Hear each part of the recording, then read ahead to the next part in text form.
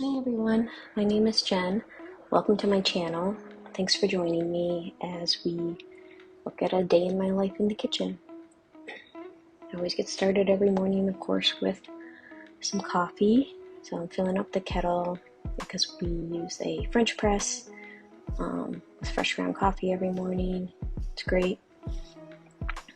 And I always start out also checking out my ongoing sourdough experiments, which have varying degrees of success, but today actually looked a little good. I think I have my first ever somewhat successful loaf, which has yet to be repeated again, but the struggle is real. I will continue on.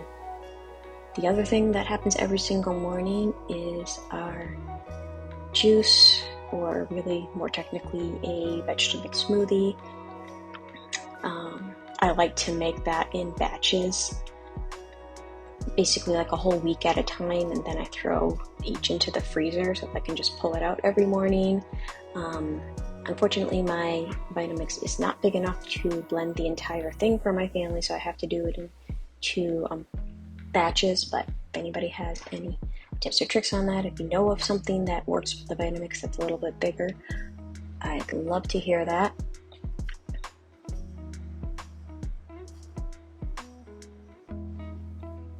I always have a little bit extra. Sometimes I drink it, sometimes I don't. That was a day that it got dumped and refilled, which is fine.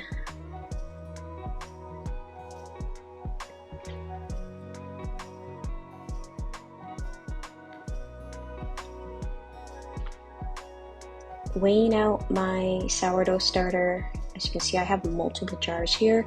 It's usually because I have like my main starter. It's also because I'm doing simultaneous experiments. Does anybody else sniff their sourdough every time? It's always so interesting to me because sometimes it's really alcoholic, which I think means it's hungry. Sometimes it just smells like sourdough, like yeasty and bready, which I think is good. Who knows? I am far from any expert in it, so again, any tips or tricks out there, I'd love to hear them. But anyway, I'm doing one with a whole wheat feed and one with an all-purpose feed.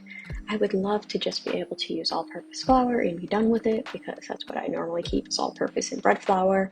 But so far I've had the most success with the whole wheat, so maybe I can try a half and half, I don't know. I was originally feeding 1-to-1 when it was brand new. It wasn't really doing anything for a really long time, and then it kind of woke back up, so now I went up to a 1-to-2, and at this point I'm feeding 1-to-5, and I really just weigh out my flour more so than my water. The water I do to consistency, which I found a little more success making it on the thicker side, probably somewhere between pancake and biscuit consistency, if that makes sense. Then I get a pretty consistent rise with, again, only the whole wheat flour. All-purpose, I don't know, might just be a lost cause. Anyway, I've been trying to do that since about the beginning of the year when the starter was born, and we'll see. I might take a break, chuck it in the fridge for a little while, and just let it be and regroup at another point. We'll see. I feel like I'm pretty good with yeasted breads, and I make plenty of that, so sourdough will not beat me, but sometimes, you just need a break. Pouring out the coffee, of course, stop for a little coffee break. This has been the most consistent method for coffee we've stuck with for the longest. It's been years and years now. It's nice not to have the clutter of a coffee machine. I like the taste better. There's nothing to break. It's just boiled water and the stainless steel French press.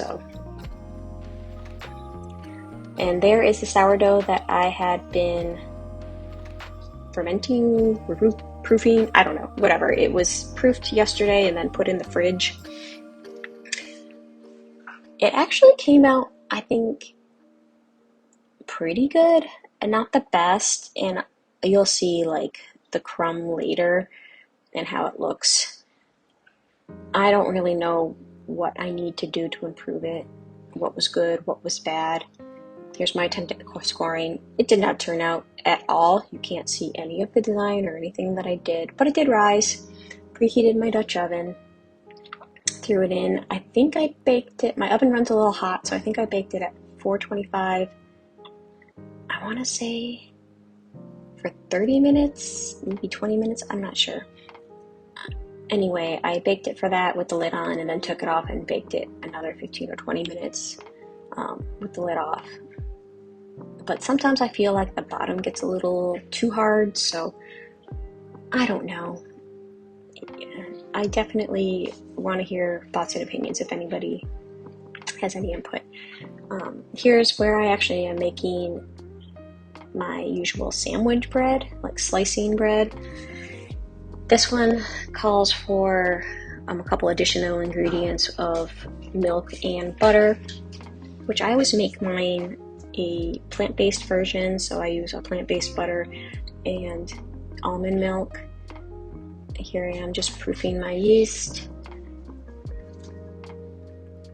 And I like this recipe because I can just chuck it into the mixer, let it do its thing. It's got a couple of rises, and it comes out consistently pretty good. I don't remember exactly where I got the recipe from. It was some YouTube video from somebody who knows way more about bread than I do, but it's been long since I've written it down on a piece of paper, so I just follow along with that whenever I'm making this.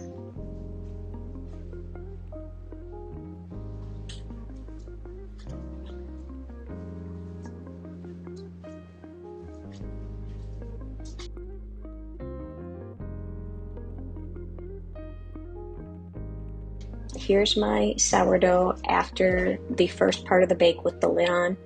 I don't know, should I have let it go longer? It's extremely pale, but I figure that's why I need to take the lid off. But maybe I need that first part to be longer, I'm not sure. Is anybody else an extremely messy cook and baker? Because there's nothing I can do to change it. You will see the disaster that is my kitchen after I'm done with all of these random things I'm doing today. But I figure I just need to embrace it. I like to get a lot of projects done. I'm multitasking, baking the bread. I've got another little project there I'm working on. I'm going to be starting dinner, and then I just kind of clean everything up all at once. Here's my absolute failure at being able to get the mixing bowl off. Pretty sure I was probably even turning it the wrong way, but husband to the rescue. Of course, gets it off like it's nothing. This dough is pretty sticky, but we just throw it into an oiled bowl and let it rise for a bit until it's doubled in size. And then on social media or something, I don't remember, at some point I saw where you can marinate tofu in pickle juice, and it's supposed to be like Chick-fil-A. Spoiler alert, it was not like Chick-fil-A, but it was not bad. And here's, of course, my stock of hot sauce, which somebody has used basically the entire bottle. Oh, thank you for leaving that. Of course, there's the refill. Got that added in. I marinated this for, I don't know, a couple of hours and then fried it up. You'll see, not bad. Definitely worth a try. My sourdough coming out. Again, I think it was baked, maybe could have gone longer. I actually like it to be like a really dark crust, but my family not so much. They like it to be a little bit softer. But actually has some decent rise to it, which is 100% a first for me. Usually it comes out like a flat, dense disc with nothing, which I assume had meant that my starter wasn't ready yet, but again, could be method too. And then most days I like to not necessarily meal prep, but I love to ingredient prep.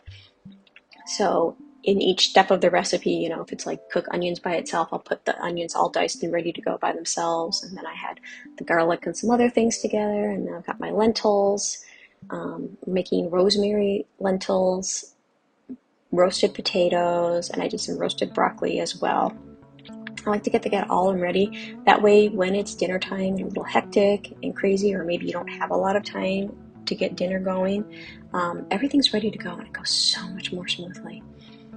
I had some leftover pizza dough in the fridge that I wanted to try and get rid of, so I looked up a little like DIY crazy bread sort of situation. Just rolled out some little breadsticks, baked them for a few minutes, brushed them with a little bit of butter, and then I had some leftover Parmesan cheese that I need to get rid of. It's in my fridge, like the shaky cheese, so just sprinkled that on top. Had some leftover pizza sauce.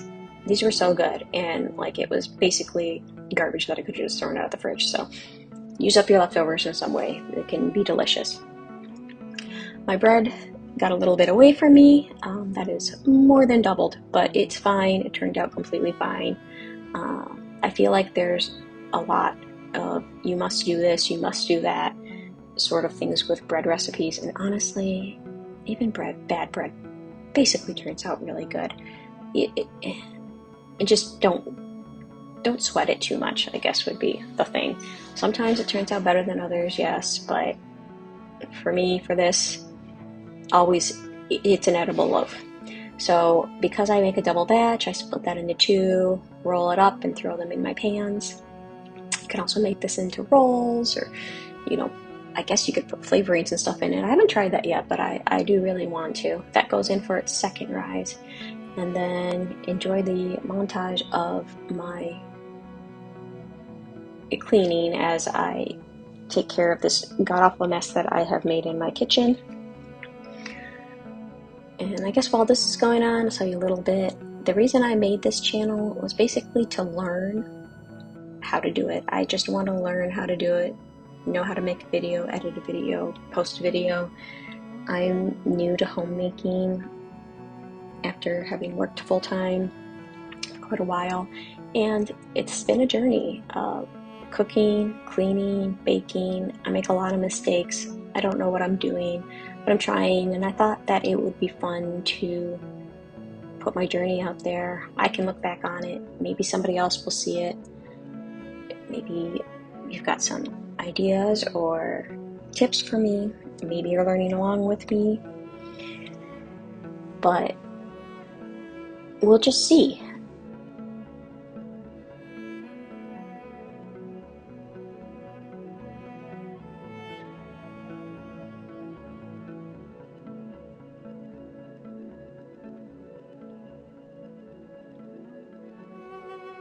Another reason I really like to get everything done in the morning, besides being a complete morning person, I lose all energy by the afternoon and I'm over it and I don't want to cook dinner and do any of those things, is because, again, being as messy as I am, and I have definitely found that cooking from scratch and baking from scratch, wow, does that do a number on your kitchen.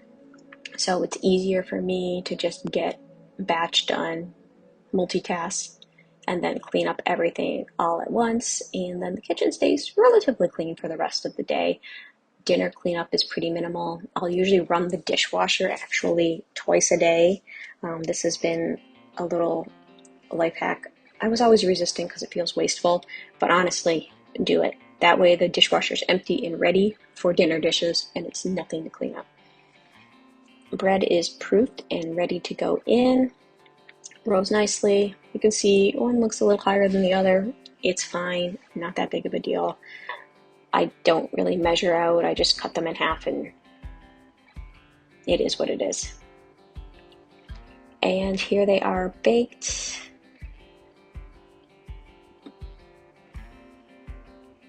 Beautiful brown loaves, look great. Continue on with my experiment. I just made a quick batter by taking the marinade and adding flour, just regular old flour, and then I pan fried it. I didn't add any salt, but I think I might have added some pepper. These were actually pretty good. Now, if you're not used to tofu, there's a certain texture to it. So it is much, much softer than, say, chicken, of course, more like cooked egg, but it definitely gave those vibes. I'm not mad at it. I would definitely make it again. My sandwich bread, I like to pre-slice. I will usually leave one out on the counter as we eat it over the next day or two. And then the other one I will throw in the freezer so we have it in a few days. So we make a couple loaves a week basically. I'm trying something new here because my slices tend to get stuck together in the freezer because I guess even though I've let it cool completely, maybe there's a little bit of moisture, a little bit of warmth still. That actually worked out pretty well, and the bread is still nice and soft. I just threw it in the freezer for, I don't know, maybe an hour, maybe not even, and then put it all together and threw it in a bag just like that. Getting dinner time done, I also roasted some tomatoes. I think I threw some sage or Italian seasoning, salt, pepper, olive oil, garlic powder, a bunch of stuff on some tomatoes. Threw those in the oven along with my roasted potatoes, which same thing. I added some Italian seasoning, salt, pepper, garlic. And really, you can go crazy if you have some of those pre-done spice blends and things. Those are great. Make sure you chop your potatoes small enough so that they'll actually be done in the amount of time you have. Those were done in about an hour, had a nice crust on the bottom. They were delicious. Got my lentils going in the pot. Totally forgot to add my tomatoes. It's fine. I chuck them in now. I don't think it made any difference. And then usually in my last 10-15 minutes, I like my veggies to not be too cooked. I threw in my broccoli so that it would be hot and ready, done at the same time. But again, having those ingredients prepped made all the difference. I totally burned my fingers heating up the sourdough for dinner. Everything's ready to go. There is my crumb. See, it's got those big holes, but also it rose. So maybe that's good, maybe it's not, I don't know. There's my potatoes. They were delicious. Tomatoes, also delicious. Broccoli, always delicious. Very inexpensive meal, very hearty, very healthy. A+, would definitely make that again. And my bread sliced up. We all had a couple of slices. Thank you so much for joining me if you stuck around. I'm hoping to post every week or so, so come back and see me again. Thanks.